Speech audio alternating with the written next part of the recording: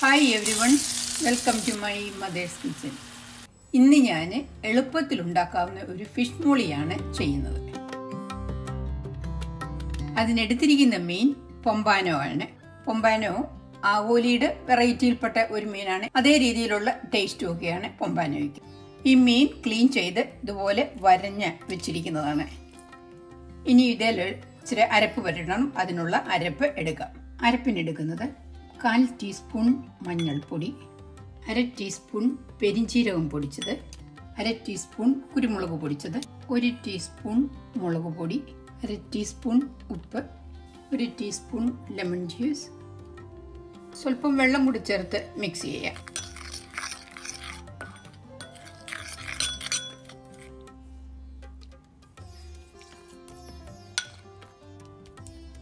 കൈ കൊണ്ട് ഇതിൽ നന്നായിട്ട് പുരട്ടാം. വരഞ്ഞെടുത്തുമൊക്കെ നന്നായിട്ട് പുരട്ടണം. അത് മറ്റേ വശത്തും ഇതുപോലെ തന്നെ തേച്ച് പിടിപ്പിക്കണം.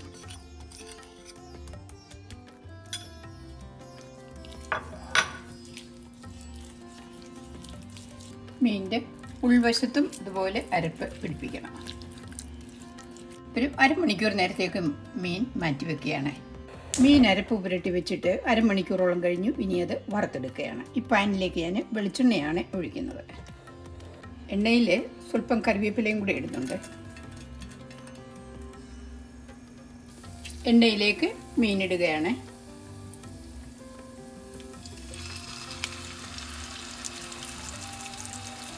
മീൻ മുറിക്കാതെ ഈ ഒറ്റ മീനായിട്ടാണ് ഫിഷ് മോളി ഉണ്ടാക്കുന്നത്. ഇനി ഇത് മറിച്ചിടുകയാണ്. മീൻ മറിച്ചിട്ട് കഴിഞ്ഞിട്ട് ഒരു 5-6 മിനിറ്റായി. ഇനി ഇത് എടുക്കുകയാണ്.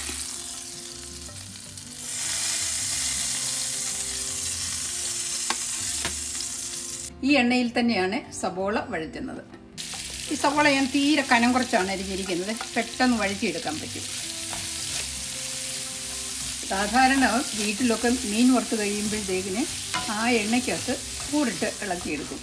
ആ ചോറിനായിട്ട് നല്ല ടേസ്റ്റാണ്. ഇതിലേക്ക് ഞാൻ ഒരു 1 ഇഞ്ച് നീളത്തിലുള്ള ഇഞ്ചി, 2 വെളുത്തുള്ളി, 2 പച്ചമുളക്, 2 കറിവേപ്പില ഇതിലിടുന്നുണ്ട്. ഇത് നന്നായിട്ട് വഴറ്റിയെടുക്കണം.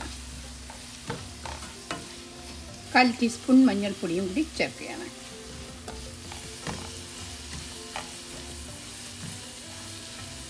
കാൽ ടീസ്പൂൺ ഉപ്പും കൂടി ചേർക്കുകയാണ്. ഇനി ഇതിൽ ചേർക്കുന്നത് 1/2 ടീസ്പൂൺ ഗരം മസാല പൊടിയാണ്. ഒരു ചെറിയ ടൊമാറ്റോ തീരെ കനം കുറച്ച് അരിഞ്ഞെടുത്തത്.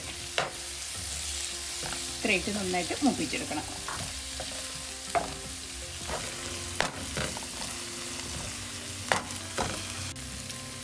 ഈ അരപ്പ് നന്നായിട്ട് മൂത്തിട്ടുണ്ട്. ഇനി ഇതിലേക്ക് ഞാൻ ഇതിൻ്റെ മുകളിലേക്ക് മീനെടുത്ത് വെക്കുകയാണ്. മീനെടുത്ത് വെച്ചതിന് ശേഷം സ്വല്പം തേങ്ങാപ്പാൽ ഇതിൽ ഒഴിച്ചു കൊടുക്കണം.